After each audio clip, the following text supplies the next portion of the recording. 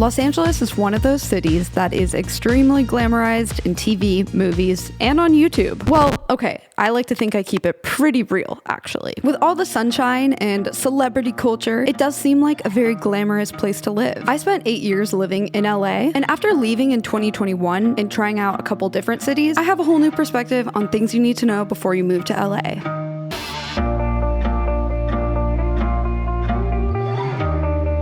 First thing you need to know is, believe it or not, LA actually does have public transportation. It's not the most advanced system in the world, but there are a lot more public transportation options than when I first lived in LA. 5 to 10 years ago, there was this metro line, but it didn't go to that many places. But now, take a look at a map and you will see that there is at least one line going in each direction, and there is a line that goes all the way across from Santa Monica to downtown. It's not the best system in the world by any means, but I just find that a lot of people that are new to LA or don't live here have no idea about this metro line. And they are working on extending it as well. It's soon going to be in Beverly Hills and Westwood. They are putting money into this for the 2028 Olympics. And I think this is really cool because if you live near a station, you can use this as an alternative for driving. It's not expensive. It's clean. I've been on it. It's pretty nice. I wanted to check it out a year ago, so I took it from Santa Monica to Culver City. I think ridership was still down due to COVID, so it wasn't that busy. It's 1:30 p.m. on a Friday, and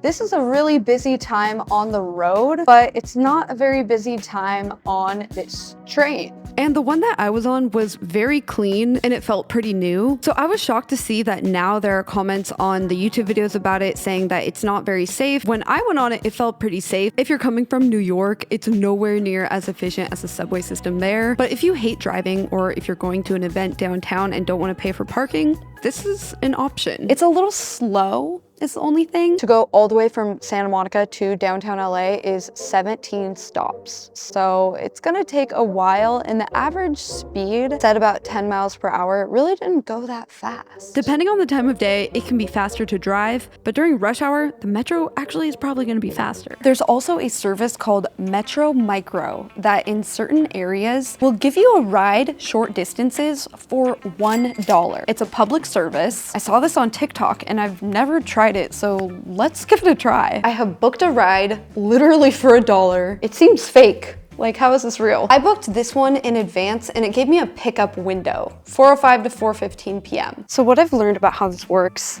is we'll pick you up from the nearest bus stop to you. So you do have to walk to the bus stop. It's about a 7-minute walk from you right now. Walk was kind of nice. And now we wait for the shuttle to pick me up. This is so crazy. Although there was a 10-minute pickup window, the driver was right on time, and I could track where the driver was at in the app. So it felt very similar to Uber. It's like a government subsidized Uber. They're basically all either vans or shuttles, so they're sometimes a bit larger than this, and this one was ADA accessible. I chatted with my driver and he told me a lot about it. It's hard to book one now. Really? They're getting busier, it seems like? Wow. Super busy. Wow. And he's even met a rider who sold their car because they just take this now. However, this is only in specific service areas right now, and it's only meant for short rides within the neighborhood. While I was in the car, it actually stopped to pick up another person. This I did not see in the TikTok I watched, so it is more like Uber Pool, I would say. And this did make my trip quite a bit longer. What would have been a 5-minute ride was more like a 20-minute ride. So while it's not the most efficient thing ever, it's only $1, so if you are on a budget and have a little more time, this could be a good option. So not the most convenient thing. If you have a car, driving is always going to be quicker, probably easier, but if you don't have a car, this is an option. And it's cheap. So there are more public transportation options than there were before. But I would argue that this still is a city that you need to have a car in if you want to get the most out of it. Now, I do have some friends who have lived here without cars and made it work, but I do think it limits you a lot. Like, I'm currently just visiting and I'm Ubering around. When I tell you, I just feel kind of stuck. Don't have that feeling of freedom to just be able to go somewhere and put stuff in your car and come back to it. The city is just so sprawling. You end up going to so many different areas that are kind of far away. Ubers would add up. To get from here to over here, that could take you like an hour. Unless you live in a super walkable neighborhood and you work from home and you just get a lot of things delivered, I think you'd probably end up just either never going anywhere or spending way more on Ubers than you would on having a car. In most cases. I think it can work. You can live here without a car, but you're just not gonna feel like free. I wouldn't do it personally. My next piece of advice is to live near your friends. Everyone knows about the traffic, so it's not always easy to go visit people that live even just 5 miles away from you. I used to think, oh, it's fine, I don't mind driving, I'll go drive to see people. No. It is a game changer. If you live walking distance or in the same building or even just a short drive away from your friends, it is so much more fun. It's the biggest hack in life. Certain cities, I don't think you need to prioritize living that close to your friends because it's easy to get around, but it really is a thing here that people do. My friend Sarah just moved here. You guys may know her. She's also a YouTuber, and she told me this was a factor in how they chose what neighborhood to live in. So how did you go about finding a place? What was important to you when you were looking for a place? We came here because a lot of our friends are here, our industry is here, so many YouTubers are here, and specifically in the area that we're in, a lot of creators are now in the Valley, which is cool. So it is a little bit cheaper here than West LA.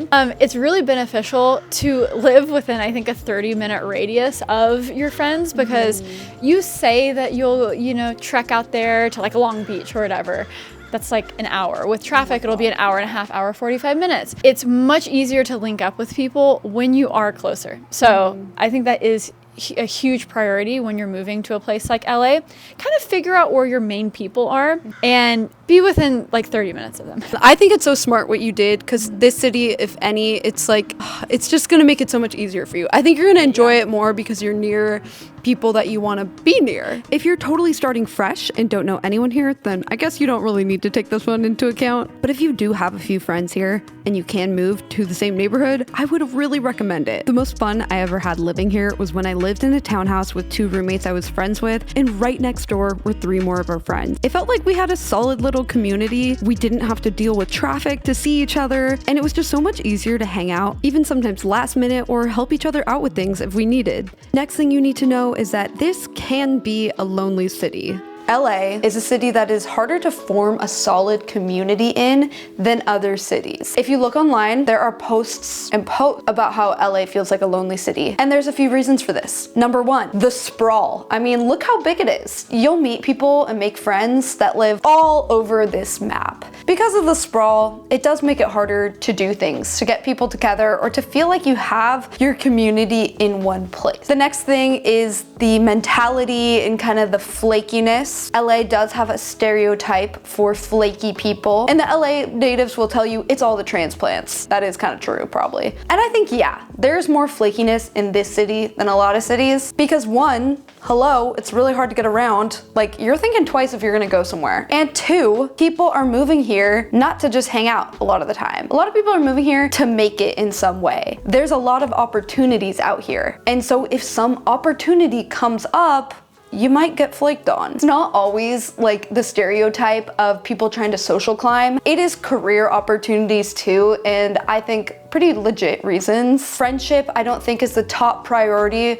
for a lot of people that live there. It's career. And the third reason is the car culture. There's no energy if you're walking around the city. Like, it's actually really weird to walk around LA. It feels really weird. So you end up spending a lot of time getting in your car, being in your car alone, going from place to place on your own, and you just don't have those micro interactions. You don't bump into friends. Your interactions with other people might just be more like road rage. So it's not like a friendly thing. It can make you feel isolated, just in your little bubble, in your little car. It just doesn't have that energy of a city, because it's not really. It's like a bunch of suburbs. And so I think that can make you feel just like not that connected to it, because like you're just in your car looking at it, so you're not outside experiencing it. There are studies on this about how places with a really heavy car culture kind of perpetuate loneliness. And this is a city with a huge car culture, probably the biggest in America. I think it's good to know going into moving there that it can be a lonely city, because it doesn't have to be. If you're really good about making plans and you move to a walkable area and you just go out of your way to get plugged into a community, then you can definitely feel a sense of connection here. It just takes a little more work than I think a lot of big cities. And the last thing is that it's actually not always sunny in LA.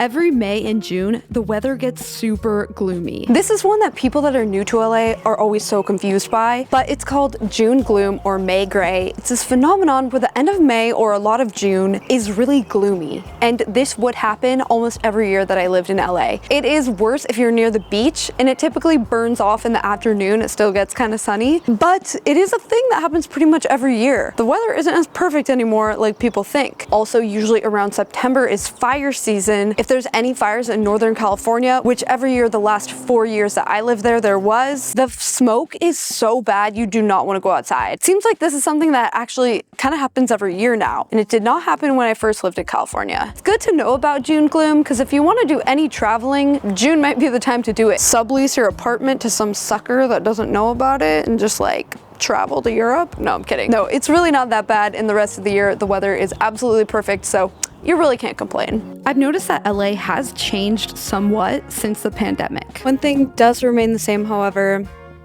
you definitely won't go to the beach that often. So those are a few things that you should know before you move to LA. I know some of these weren't the most positive, but it is still an amazing city. You have perfect weather almost year round, some of the best restaurants, the beach. Anytime there's a new trend, something new happening, it's coming to LA first. Every music artist is gonna have a show here. Like, there are so many great things about this city. No city is perfect, but it might be perfect for you if you're willing to accept some things. It's a great city if you don't mind being in the car, honestly. That's kind of what it comes down to. I actually have another video of things you should know before you move to LA I made about 4 years ago. So if you want to see even more things, I'll have that one linked down below. And if you currently live in LA and you think I missed anything, comment down below. What should the people know that are thinking of moving here? Because this barely scratched the surface. All right, I hope that you guys enjoyed this video, and I will see you in my next one. Bye.